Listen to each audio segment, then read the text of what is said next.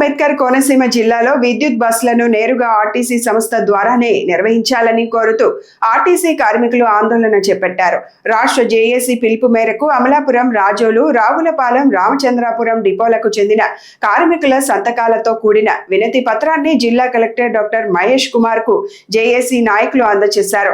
విద్యుత్ బస్సుల నిర్వహణను ప్రైవేటు సంస్థలకు అప్పగించే విధానాన్ని విరమించాలని, బస్సులను ఆర్టీసీ ద్వారానే రెగ్యులర్ ఉద్యోగులతో నడపాలని వారు డిమాండ్ చేశారు. అలాగే కేంద్ర ప్రభుత్వం అందించే రాయితీలను నేరుగా ఆర్టీసీకే చెల్లించాలని, మూసివేసిన డిపోలను పునఃప్రారంభించాలని, కొత్త బస్సుల కొనుగోలు, ఉద్యోగుల నియామకాలు, పెండింగ్ బకాయిల చెల్లింపు, పాత వైద్య విధానం పునరుద్ధరణ, ఐఆర్ ప్రకటించడం, 12వ పీఆర్సీ కమిటీ ఏర్పాటు వంటి పలు డిమాండ్లను ప్రభుత్వం తక్షణమే పరిష్కరించాలని కార్మిక సంఘాల నాయకులు కోరారు.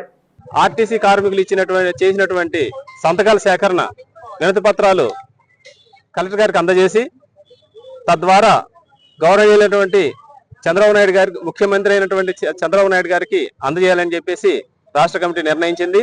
దాని పిలుపు మేరకు కోనసీమ జిల్లాలో ఉన్నటువంటి 4 డిపోలో అన్ని అందరూ సంతకాలు చేశారు. అన్ని యూనియన్లు కూడా జేఏసీగా ఆ వినతి పత్రాలు మన కలెక్టర్ గారికి సమర్పించడం జరిగింది. ఇప్పుడు ఆర్టీసీ ఉన్నటువంటి యూనియన్ వర్కర్స్ యూనియన్ రాష్ట్ర ఉపాధ్యక్షుడిగా ఉన్నాను. ఈరోజు దేశవ్యాప్తంగా పర్యావరణ పరిరక్షణ పేరుతో విద్యుత్ బస్సు పాలసీ అని చెప్పేసి ఒక సెంట్రల్ గవర్నమెంట్ పాలసీ తీసుకొచ్చింది. అంటే ఇప్పటి వరకు నడుస్తున్నటువంటి డీజిల్ బస్సుల స్థానంలో కరెంటు బస్సులు, విద్యుత్ నడిచే బస్సులు పెట్టాలని చెప్పి పాలసీ తీసుకొచ్చారు. ఆ పాలసీ పైకి చూస్తే చాలా బాగుంది. అయ్యో, పర్యావరణానికి పరిరక్షణ ఉపయోగపడుతుంది, కాలుష్యం తగ్గుతుంది అని చెప్పేసి ప్రజలందరూ కానీ అదేవిధంగా కార్మికులు కూడా చాలా హర్షించాం.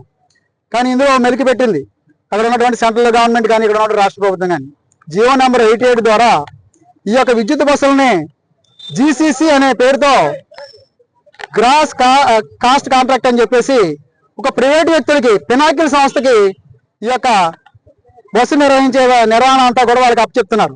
ఏపీఎస్ఆర్టీసీ జేఏసీగా మన రాష్ట్ర ప్రభుత్వం ఏదైతే ఆర్టీసీలోకి విద్యుత్ ప్రైవేటు బస్సులు ప్రైవేట్ పెట్టాలనుకుంటుందో దాని ద్వారా ఆర్టీసీ నష్టపోయే పరిస్థితి ఉంది. కాబట్టి విద్యుత్ బస్సులు ఆర్టీసీ కొనుగోలు చేస్తూ తద్వారా వచ్చే ఆ సబ్సిడీ కానీ అది కానీ ఆదాయం ఆర్టీసీకి సంవత్సరానికి వచ్చే 650 కోట్లు మిగిలే అవకాశం ఉన్నందున విద్యుత్ బస్సులన్నీ కూడా ఆర్టీసీ ద్వారానే తిప్పాలని చెప్పేసి రాష్ట్ర జేఏసీగా ఇచ్చిన పిలుపు మేరకు కోనసీమ జిల్లా జేఏసీగా మేమందరం ఇవాళ కలెక్టర్ గారికి మెమోరాండం ఇవ్వడానికి రావడం జరిగింది.